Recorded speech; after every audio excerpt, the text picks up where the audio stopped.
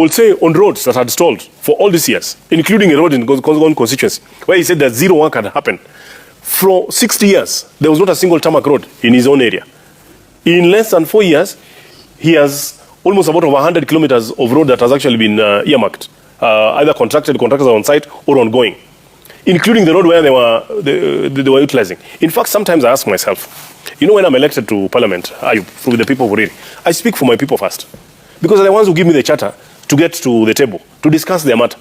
I first represent, I sit in the National Assembly, but I first represent the people of Uriri. Caroli here represents the people of Suba South first. I want him to look in the eyes of the Suba people who have not had a tarmac for all those years and tell them, guys, this regime that has come that is now doing for us roads, we are saying, please, let's move out of it. Let's hope that we are going to get another one. The one that has actually ensured that, you know, there was a time, there was a very serious disaster in Sindo, where there was a flood because of the drainage on that area. And I remember it killed people in Caroli's constituency. In fact, I remember him even telling us that, including his CDF secretary, was one of the victims during that time. In that town now, the drainage is being fixed. It is being tarmacked. Irrigation to improve food security in his own area has been allocated close to about 180 million. It is actually happening. So I want him to look into the eyes and say, guys, all those things don't matter. Let us move out of this government after waiting for 60 years. And that is why we are saying, for Nyanza, we will not allow a few people out of their own personal differences or with either the president or the people who are in government to mislead a whole community. Yes. And drive us to anger.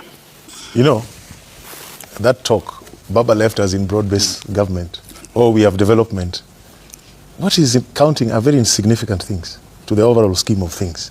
Those are not things that should make you lose your mind and your focus. I have not lost my mind, clearly. Things that are important to the governance of a country. You see, you saw on your news item here, we had the Talanta Stadium. Talanta Stadium, the original cost was 18 billion. It was adjusted to 32 billion. Finally, it was signed off at $345 million, 42 billion.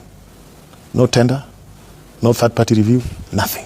So you can have a stadium, it can stand there. But what is the cost of corruption in it? How many people have you deprived of medicine? How many people have you deprived of other educational opportunities by building that stadium and inflating the cost? It is the same thing with Rironi, building the dwelling of Rironi.